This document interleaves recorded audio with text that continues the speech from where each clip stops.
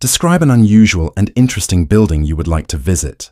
One unusual building that I'd really love to visit one day is the Great Pyramid of Giza in Egypt, which I think is one of the most mysterious and iconic structures in human history.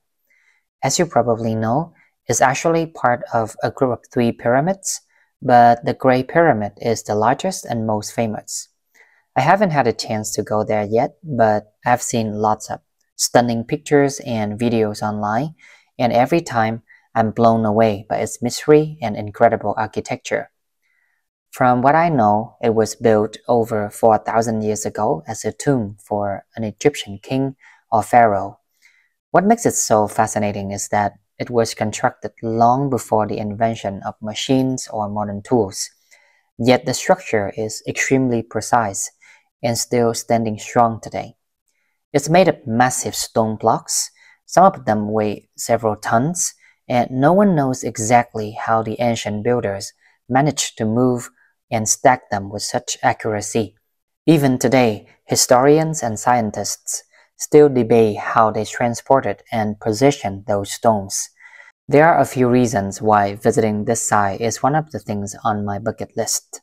First of all, when I was a kid, I was a huge fan of a manga series called Yu-Gi-Oh! And many chapters talked about powerful Egyptian gods, which really sparked my interest in ancient Egypt. Also, I'd love to experience it firsthand and see with my own eyes how a man-made structure from so long ago can still stand the test of time.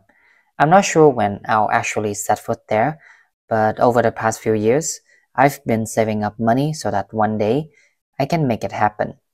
Standing in front of such a legendary monument would definitely be a once-in-a-lifetime experience.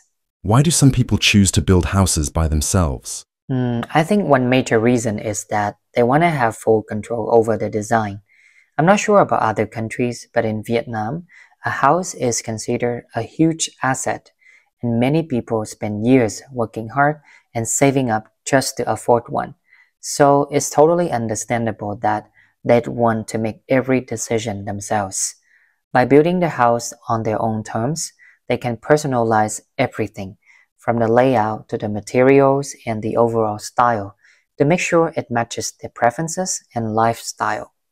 Another possible reason is to cut costs. In some situations, managing the construction process yourself or skipping professional designers can actually be more affordable than buying a ready-made house, especially if you already own the land or have some building experience. Of course, it takes a lot more time and effort, but for many people, that's a trade-off they're willing to make. What factors do you consider when choosing a house or an apartment? I don't know about others, but for me, one of the most important factors is the design. It needs to be both visually appealing and functional. I mean, I wouldn't want to live in a place where I don't actually enjoy what I see every day. After all, it's where I spend most of my time. Another key factor is location. Ideally, it should be close to my school or workplace and also near essential facilities like supermarkets, hospitals, and public transport. If it's too far away, commuting every day could become really tiring and inconvenient.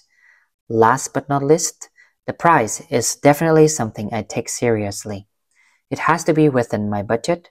I wouldn't want to go into heavy debt or feel financially stressed just for the sake of buying a home. Do you think a city's buildings affect its vibe or atmosphere? That's a broad question. Let me think about it real quick. Well, I'm not so sure about this, but I guess the style and structure of buildings play a big role in shaping the overall feel of a city. For example, if a city has a lot of impressive skyscrapers and high-rise apartments, it usually gives off a fast-paced, modern vibe. On the other hand, places with old houses or traditional architecture often feel more relaxed and culturally rich. Also, the condition of buildings can really influence the mood of an area. If the buildings are clean, well-maintained, and thoughtfully designed, people tend to feel happier and more comfortable living there. However, if they're run down or overcrowded, it can create a gloomy or chaotic atmosphere. Do you think old buildings should be preserved? Well, some people believe we should preserve old buildings at all costs, but I think it really depends on their condition and value. If a building has significant historical meaning and attracts tourists, then it's definitely worth keeping. Such structures often tell stories about a city's past, and preserving them allows future generations to understand how people used to live, build, and design.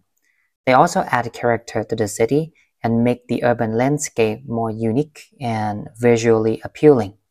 However, if a building lacks cultural importance and doesn't appeal to locals or tourists, it might be better to replace it with something more modern. After all, maintaining these buildings can be a financial burden on the government.